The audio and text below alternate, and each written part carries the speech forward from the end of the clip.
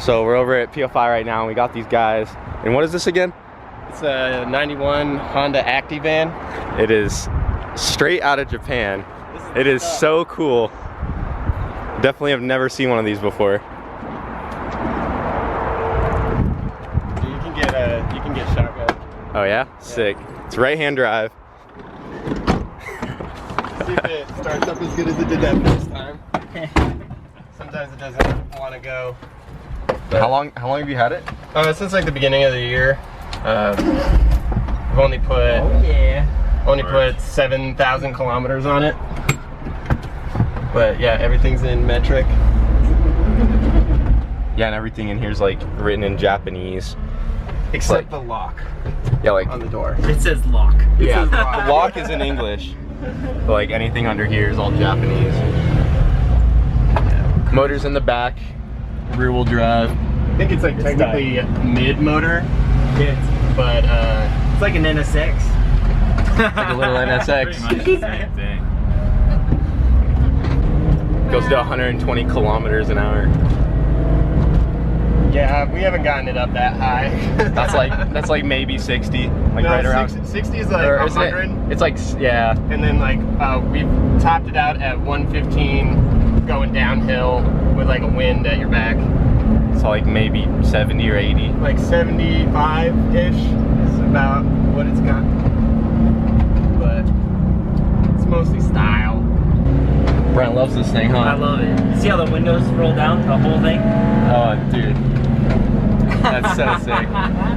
We'll see if we can get it up to 100 kilometers. It's gonna be pushing it. You guys are gonna be bringing it back, possibly put it on the dyno, right? Yeah, just check the timing, see if we can get a little bit better fuel economy out of it. Yeah, not for horsepower reasons. No, if we break 50 horsepower, it's gonna be sick. But that's pushing it even, I think. I don't know if we got enough straight to get to 100. I don't know. Just seems pretty tacked out already. Yeah, we're going for it. We're already in fifth.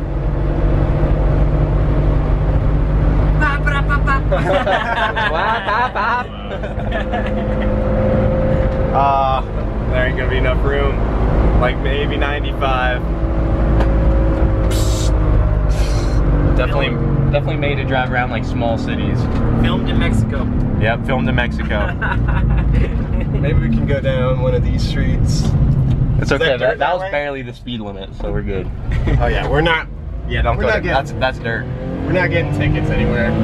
You'll have to follow his Instagram. Is it Instagram? His Instagram. What's the Instagram? It's called Mile High K, K-E-I. I'll put it in the video. Type. But It's pretty tight.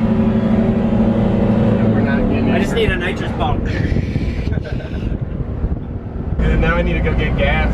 Just use the whole bit. All Nobody 6 knows gallon. Yeah, only a 6-gallon tank. Nobody knows it, but we're Flintstoning back here. And we were running. Yeah.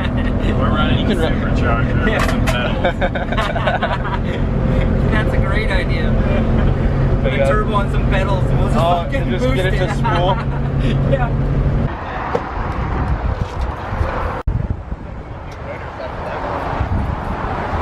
But yeah, that thing's dope. Thanks, man. It's so cool. Hey, do you want to see the engine again? Yeah, I can show them the engine real quick. It's all in the back.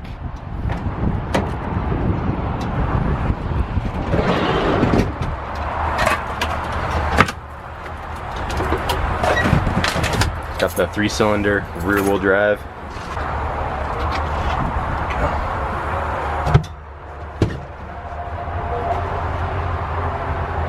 That is so bizarre. Yeah, and we just did a little bit of maintenance on it. New plugs and wires, new gasket on the valve cover. It's running a little cleaner now. Yeah, how much? Do you know how much these are supposed to make, like from factory? I think it's 42.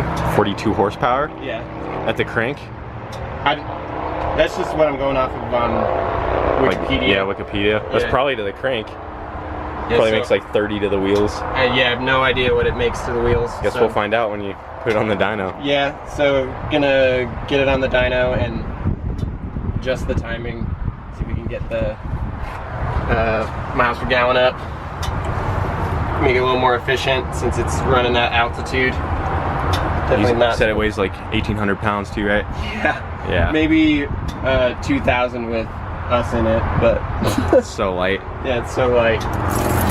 So cool. We definitely skidded the wheels a little bit on that dirt road. But Yeah, a little bit. Just a little bit. I'm getting to riding everything today. What? I'm dizzy right with. I rode earlier and it just had me spinning. The black Supra is back. This is my first time ever in a Supra. Yeah, the one that everybody bashed about having two paint and shit. Yeah, everyone's gonna be. I don't know if they saw it, but the door jambs are still red because it's wrapped black. No one should talk shit though. It's a Supra. Everyone loves these. And how much did this one make last time we were here? I forgot, honestly. 784. 780. Yep. So pretty much 800. We'll just call it 800.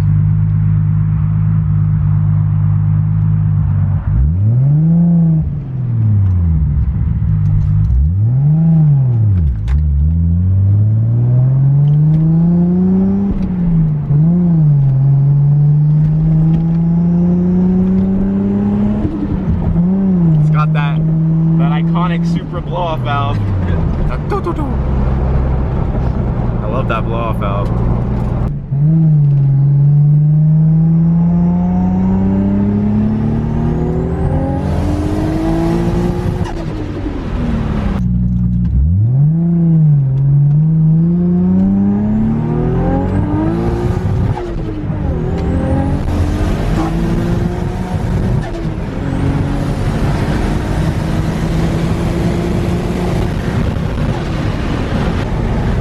Gets down.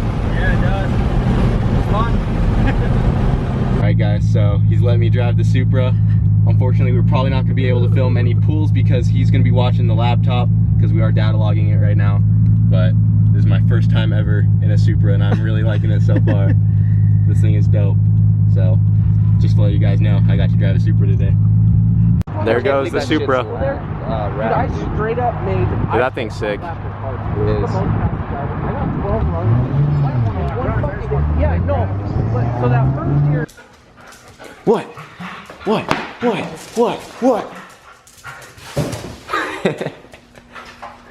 Just got back from PFI.